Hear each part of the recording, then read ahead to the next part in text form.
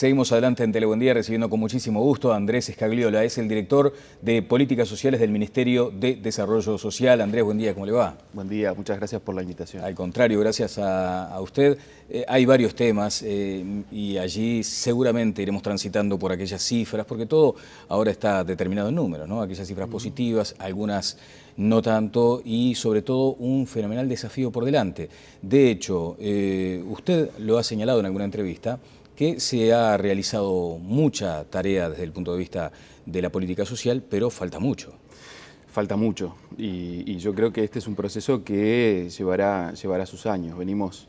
Todos recordamos de una crisis que no es solo la crisis del 2002, son 30 años en los que el país no crecía, tenía crisis recurrentes y eso fue generando generaciones y generaciones, valga la redundancia, de personas en situación de pobreza. Y esa pobreza se cronificó. Esa es la historia del Uruguay. Cuando el Frente Amplio llega al gobierno en 2005 se encuentra no solo con una crisis de coyuntura del arrastre de 2002, sino con generaciones de personas que han vivido en condiciones indignas durante mucho tiempo. Y por tanto, si tanto tiempo llevó la generación de esa pobreza dura, de la que hoy todavía quedan bolsones, como comentábamos antes de comenzar la entrevista, va a llevar mucho tiempo también reparar esa situación. Comencemos con algunos datos de organismos internacionales. La CEPAL ha dicho que Uruguay es el país con menos pobres de América Latina. Eso ha de ser un impulso, un incentivo a seguir trabajando en la misma dirección.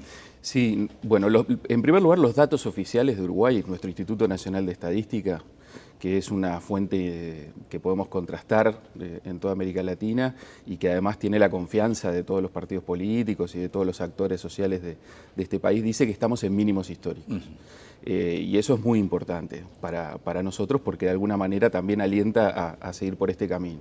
Y sin duda el reconocimiento de CEPAL, que se une a otros reconocimientos del Banco Mundial, de otros organismos internacionales, es una gratificación para Uruguay. Yo recuerdo también varias veces que hemos ido a la Comisión de Desarrollo Social de la Cámara de Diputados y desde la oposición se nos decía, sí, pero miren que en las cifras de CEPAL todavía ustedes no han llegado al mínimo histórico. Bueno, ahora lo hemos hecho en el año pasado. Eso obviamente, y en línea con lo que decíamos al principio, no invita a detenerse, sino a seguir trabajando en este sentido, teniendo muy clara una cosa, que estamos hablando de los ingresos, ¿no? Tanto CEPAL como el Instituto Nacional de Estadística miden la pobreza en base a ingresos, esa es la medida más frecuente. Y eso no quiere decir que no haya otras situaciones mucho más duras que tienen que ver con la vivienda, con el saneamiento, claro, con el acceso a determinados bienes materiales que nos preocupan bueno, y mucho, ¿no? A eso íbamos a apuntar. Bueno, de hecho el índice de pobreza está determinado en el 12,4%. El ministro Lesker ha señalado que al final del periodo, o sea, exactamente en un año más, ese es nuestro objetivo. El objetivo será de un 10% en el índice de pobreza, que es un fenómeno además, como se dice siempre, de naturaleza muy compleja, multidimensional, como suele decirse por parte de sociólogos y analistas de esto. Ahora, el asunto está en lo que usted acaba de mencionar. Esa barrera, a veces tan caprichosa, de los ingresos, porque allí es donde también se permite a algún integrante de la oposición relativizar aquello de las estadísticas y decir, bueno, en fin, esto no es tan así, porque también si debemos contemplar la gente en el seguro de paro, allí habría un incremento fuerte en lo que representa a esa gente con índices de pobreza importantes, y otro aspecto tiene que ver con aquellos que asiste el MIDES permanentemente. Sí, yo me voy a rectificar. Nuestro objetivo es el 0% de pobreza. Nuestra meta es alcanzar a 2015 el 10%. Es una meta intermedia en un objetivo que no puede ser otro que el de acabar con la pobreza. ¿La pobreza qué es? Pobreza es no conseguir un ingreso suficiente para solventar los gastos y conseguir las bases materiales mínimas para que cualquier persona haga su proyecto de vida, aquel claro, que elija. En el debate en los últimos días se introducen algunas categorías y se lo hace erróneamente. Ahora recuerdo cuando el ministro Lesker asistió al Parlamento, a la Comisión Permanente, y allí se planteaba, bueno, pero es que en realidad ahora crecen los vulnerables a la pobreza, ¿no? Y en realidad esto es todo lo mismo, y no es así. ¿Por qué hay vulnerables a la pobreza? Porque han salido de la pobreza. Es decir, es parte del éxito de las políticas de distribución del ingreso, es que las personas han accedido a ese nivel mínimo de ingresos. Ahora, ¿qué es lo que sabemos y qué es lo que dice al construir esta nueva categoría de los vulnerables a la pobreza, tanto CEPAL como el Banco Mundial y otros organismos internacionales, y nosotros mismos que hemos escrito sobre este fenómeno? Para que esas personas salgan sustentablemente de la pobreza, tienen que concurrir otras variables. No es solo el ingreso o la transferencia de ingreso lo que va a hacer que estas personas puedan seguir su camino en la vida. Tiene que ver con la educación, tiene que ver con la capacitación para el empleo, tiene que ver mucho con la vivienda.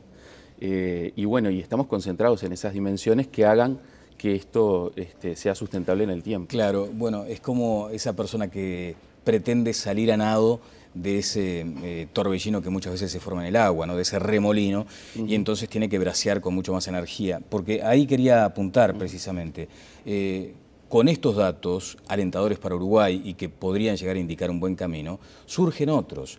460.000 hogares tienen al menos una necesidad básica insatisfecha. Eso es durísimo. Es muy duro y además está concentrado en algunas zonas en particular, ¿no? La frontera norte con Brasil, por ejemplo, la periferia de Montevideo, y obviamente es algo que nos preocupa. Yo quiero decir que ese estudio de las carencias críticas lo trabajó el Instituto Nacional de Estadística con el Ministerio de Desarrollo Social, claro. En particular porque nos interesa no solo alcanzar una cifra en 2015, sino que el trabajo que estemos realizando sea sustentable, Andrés, a largo plazo. Y dígame, ¿no hay cierta contradicción en ese índice de pobreza y esa cantidad de hogares con al menos una necesidad básica insatisfecha? No, porque remite a lo que te decía antes, generaciones y generaciones de pérdida de capital social, de capital humano. Capital humano es la educación, las condiciones de salud, y eso no se revierte solo con superar la línea de la pobreza. Lo tenemos muy claro, somos muy autoexigentes en esto, y por eso tampoco vendemos espejitos de colores. Es decir, siempre decimos, estamos próximos a llegar a la meta que nos habíamos fijado, pero tenemos muy claro que a esto tienen que concurrir otras políticas que no son solo las políticas de transferencia de ingresos o los programas sociales focalizados. La educación es fundamental, la salud es fundamental y la vivienda en un país que tiene graves problemas en este sentido, sobre todo por un fenómeno de la pobreza que me gustaría conversar contigo, que es la segmentación territorial.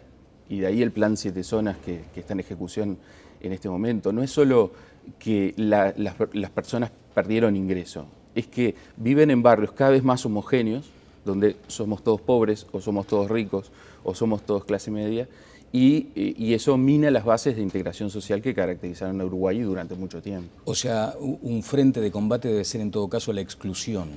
No tanto, o sea, voy un poco más en la pregunta, un eventual tercer gobierno del Frente Amplio, ¿debería revisar la política de asistencias? ¿Debería enfocarse o focalizar mucho más en la exclusión, por ejemplo? Bueno, tenemos que hacer muchas cosas. Yo particularmente trabajé en la Comisión Nacional de Programa del Frente Amplio, y en ese programa apuntamos a varios objetivos. En primer lugar, tenemos que hacer síntesis de todo lo que hemos hecho en este tiempo. Si una autocrítica podemos hacernos es que hay muchos programas de combate a la pobreza. Tenemos que sintetizar esos programas. Para mí es parte de la transformación de la propia administración. Cuando decimos muchos programas también es mucho dinero invertido. Es mucho dinero. O sea, se multiplica el esfuerzo. Es mucho dinero, a veces se superponen esfuerzos. Se ha hecho en este periodo un trabajo de síntesis, pero hay que hacer muchísimo más. Otro tema que tenemos que trabajar es construir un verdadero sistema de transferencias monetarias. Hemos ido generando distintos programas, que la asignación familiar, la tarjeta Uruguay Social, las propias prestaciones del Banco de Previsión Social. Eso hay que sistematizarlo, enfocando en las situaciones de pobreza. Pero también tenemos que hacer otras transformaciones que tienen que ver con esa categoría que, insisto, se utiliza mal, a veces de una forma, bueno, estamos en año electoral y entonces todo puede caer en ese saco, pero de los vulnerables a la pobreza. En ese sector, personas que salieron de la situación de pobreza, y que eso hay que celebrarlo, no hay que, relativizarlo, sino celebrarlo. Hay varias carencias que tenemos que atacar. Por tanto, no solo concentrarnos en quienes están debajo de la línea de pobreza, sino aquellos que pasaron esa línea y que tienen vulnerabilidades. E insisto, La transformación educativa para el periodo que viene es absolutamente fundamental. Tenemos que terminar con la desvinculación, sobre todo en la educación media. Las políticas de vivienda y de integración de las ciudades, sobre todo de la ciudad de Montevideo, hay que profundizarla e introducir una política nueva, que es la política de los cuidados, que nosotros hemos insistido tanto, claro. Que en estos hogares es donde se concentra el problema. Es decir, las dificultades de las mujeres de insertarse a nivel laboral por la demanda de cuidados y una división sexual del trabajo que hace que permanezcan en sus hogares cuidando de otros. Bueno, niños pobres que reciben a su vez educación pobre o empobrecida. Solo un 8% de los niños que provienen de hogares más pobres superan la secundaria, de los adolescentes en este caso, superan la instancia secundaria. Eso es escandaloso. ¿Ustedes entienden que se puede revertir eso en un periodo de gobierno? Probablemente no en un periodo de gobierno, pero sí hay que sentar las bases de una transformación de largo plazo. Y en la autocrítica, Andrés, ¿a ustedes les consta que hay un desencanto, por ejemplo, con lo que fue ese eslabón de la educación secundaria en este periodo, en el periodo Mujica, por ejemplo?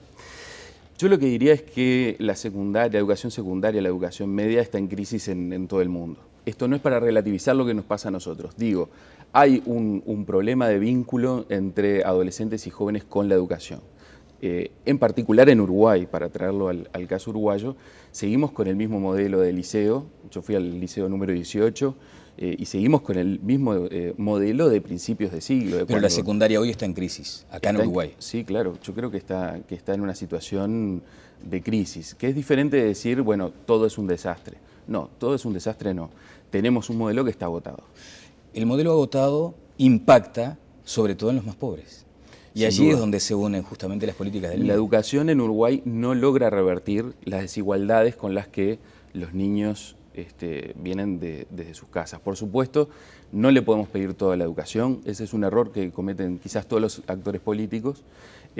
Ahí tienen que nuevamente concurrir las políticas que yo mencionaba, vivienda, salud, cuidados. Pero es verdad que el modelo en sí, el modelo de educación, es decir, en un modelo educativo donde en el primer año de liceo repite el 30% de los gurises, donde la excepción se transforma en una regla, evidentemente no está respondiendo a las características de los jóvenes de hoy. Un modelo que reproduce esta situación que vos mencionabas, que solo un 8% de aquellos que vienen del primer quintil, del 20% más pobre, culmina la secundaria, es un modelo que se tiene que revisar. Y déjame decir esto, claro. Es un modelo que se tiene que revisar con la concurrencia de muchos actores, no solo los profesores, no solo los padres y los estudiantes, sino que tienen que intervenir todos los actores relevantes del sistema político también, los partidos políticos y los distintos actores sociales, porque tiene que ser un esfuerzo de absolutamente todo. Bien, bueno, hay algunos clichés, algunos eslogans que ahora asomarán con un poco más de énfasis en la campaña, que tienen que ver con aquello del asistencialismo casi exclusivamente. Y tú has señalado que eso no pasa específicamente por resolver el problema dando dinero. La contracara está en aquellos que sostienen, que entienden y que argumentan, señalando que el MIDES lo que hace es repartir dinero y la gente no trabaja. Son 62.000 tarjetas, por ejemplo, sociales, como se las denomina, y hay como una apreciación de que eso es mero asistencialismo y que no hay una búsqueda eficaz de la contrapartida.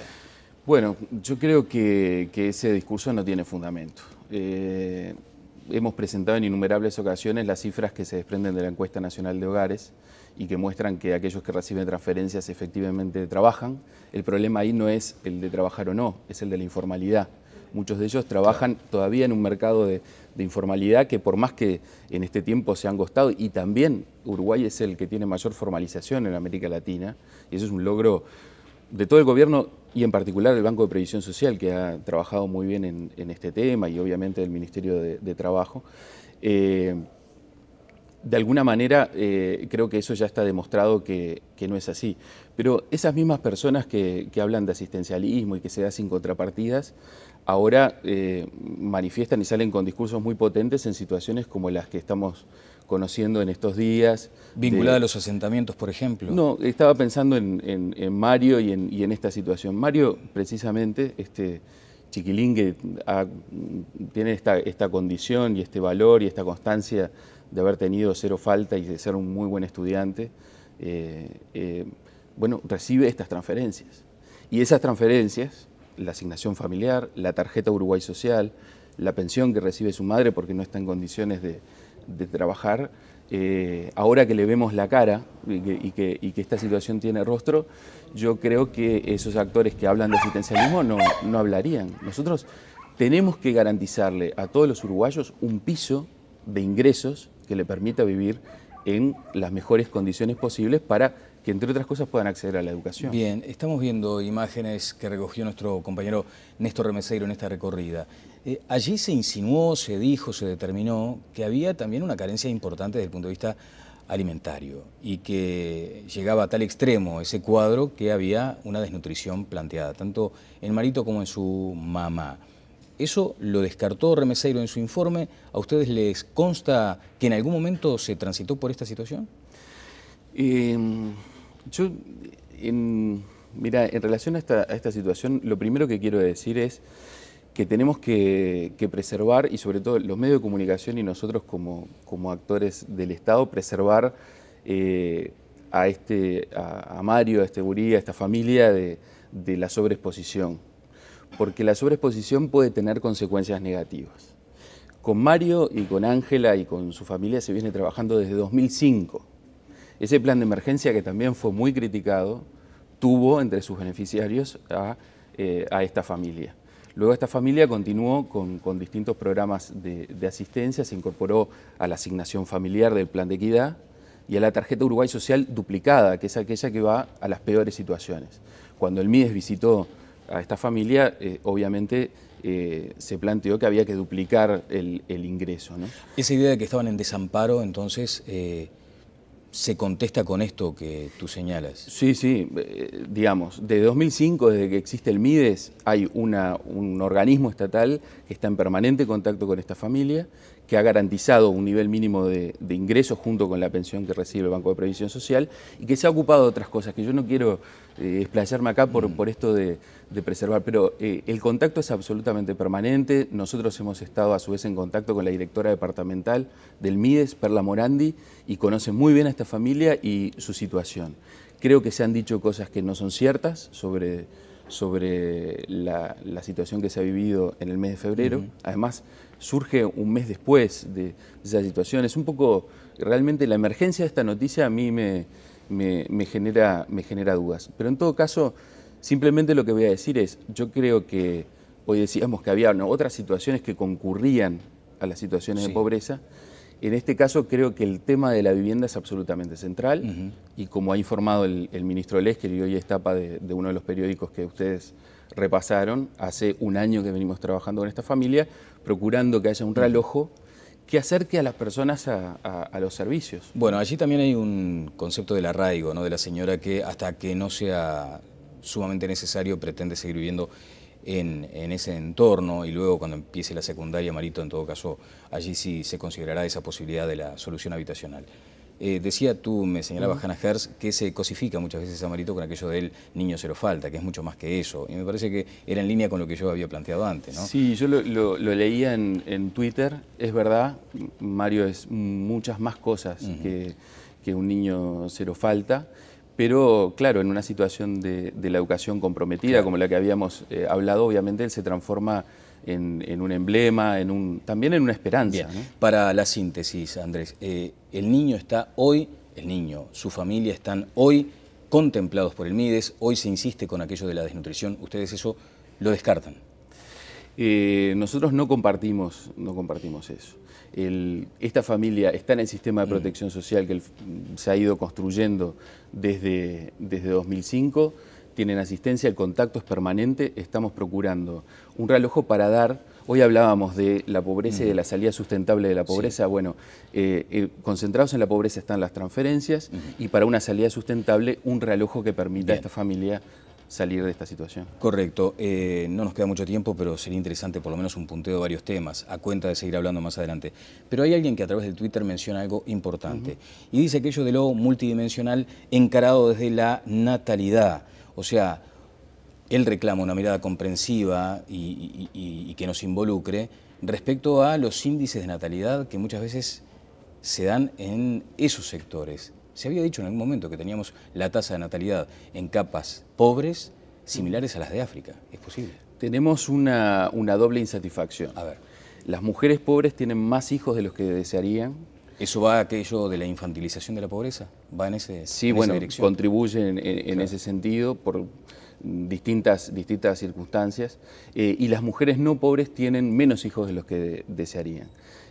Nosotros para el próximo periodo nos estamos proponiendo una política muy fuerte de universalización de los centros de atención infantil, los CAIF. Yo recuerdo sí. una entrevista que tú le hiciste aquí a Pedro Bordaberry, donde él expresaba, para mi sorpresa, a las 7:30 de la mañana, decía que el Frente Amplio se proponía terminar con el plan CAIF. Nada más lejos de la realidad.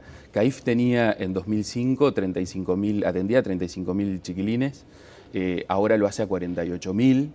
Se han creado en este tiempo 48 centros, estoy hablando en este periodo de gobierno, de 2010 ahora 49 centros y 29 más se van a crear este año. Nosotros nos proponemos extender el plan CAIF, no terminar con el plan CAIF. Aludía Bordaberry, tengo entendido, a declaraciones de una legisladora del Frente Amplio en ese momento. Sí, bueno, pero cuando uno hace manifestaciones tan importantes, porque no fue una manifestación sin matiz, ¿no?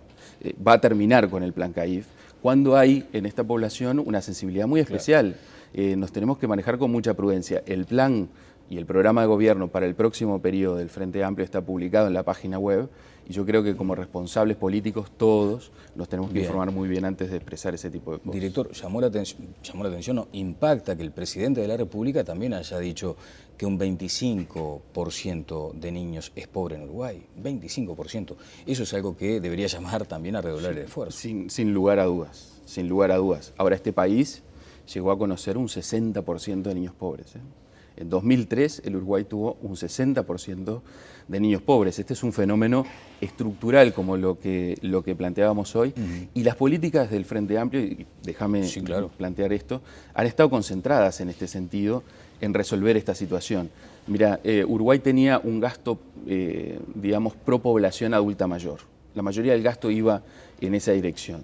A partir de 2010, después de la primera gestión, y ahora se ha mantenido en estos 5 años, el gasto se ha incrementado sobre todo en niños, niñas y adolescentes. El 30% del gasto público social, que en Uruguay es el 80% de todo el gasto público y que representa 24 puntos del Producto Bruto Interno, el más alto de América Latina, está destinado a esta población. Bueno, y después han surgido otros datos, pero no nos da el tiempo. El hecho de que la inflación en materia de alimentos haya crecido y nos instale como liderando ese ranking afecta al más pobre, eso está absolutamente claro. Enorme preocupación en este sentido, creo que es una preocupación de todo el gobierno, porque el fenómeno inflacionario hay que gastar como tú decís. El pobre tiene que gastar mucho más plata en alimentarse. Está concentrado ahí, que es una contradicción con otras cosas que se dicen, ¿no? El dinero de las transferencias se destina a otros destinos. Pero cuando surgen estas cosas se dice, no, bueno, el dinero de los pobres está concentrado en los alimentos, pongámonos de acuerdo. Yo creo que el dinero que reciben las familias está concentrado en lo básico, que es alimentarse y otro tipo de servicios básicos, y efectivamente la inflación golpea en esta situación. Que se instale el tema de el asentamiento o los asentamientos como tema de campaña es algo que también debería llamar la atención. De hecho, el candidato Luis Lacalle Pou ha señalado que es posible un plan de asentamiento cero y luego lo ha asociado con el plan Fome Cero que impulsó Lula diciendo, bueno, es un objetivo, no es una promesa, es un objetivo, es llegar a... y bueno, se señala que es absolutamente imposible. De hecho, surgieron cifras del Fondo Monetario Internacional. En líneas generales, ¿cómo se analiza este debate instalado? A ver, yo creo que del plan Fome Cero lo que se copió es el nombre, porque en realidad es acabar con el hambre en Brasil, que es una situación, la indigencia en Brasil ha sido históricamente alta y ese es el objetivo de ese plan. En Uruguay hemos llevado a cifras mínimas la indigencia, 0.5%, y seguimos trabajando en ese sentido. Todos sabemos que esta situación, y recuerdo el comienzo de esta entrevista, que se generó a lo largo de décadas, porque los asentamientos no fueron generación espontánea en un corto periodo de tiempo, sino que llevó varios lustros, no se resuelven mágicamente, no se van a resolver en 5 años. Creo que es irresponsable decir que en 5 años se puedan resolver. Por supuesto que hay que celebrar que todos los actores políticos concurran a plantear que tiene que ser un objetivo. pero creo que hay que ser sobre todo responsables cuando se transmiten determinadas consignas hacia la población. Andrés, muchas gracias por estos minutos. Nos queda esto del examen periódico universal, que es este organismo o esta organización de Naciones Unidas sobre derechos humanos. Y se señaló allí que Uruguay vino, que la delegación que fue, vino con 198 recomendaciones. O sea, se dio a entender que era como tirones de oreja. Mira, fueron 188. Si comparamos con los otros países de la región, es el número habitual, no debe sorprendernos. En realidad, si las agrupamos, son 20 grandes temas: la violencia doméstica, la explotación sexual infantil, verdad y justicia en relación al pasado reciente, pero ahí sucedió algo histórico. Uruguay, cuando recibió esas 188 recomendaciones, aceptó 187 y se plantó en una que a mí, y como parte de la delegación, me dio mucho orgullo. Le dijimos a Bangladesh, que era el país que realizaba esa recomendación, que no íbamos a aceptar volver a una situación previa a la del matrimonio igualitario, que no aceptábamos que la familia solo se pudiera constituir en torno a un hombre y una mujer, sino que teníamos esta visión amplia. Lo discutimos a la interna de la delegación y llegamos a la conclusión de que esa recomendación había que rechazarla y explicar que en Uruguay no discriminamos en ese sentido. A mí me llenó de orgullo.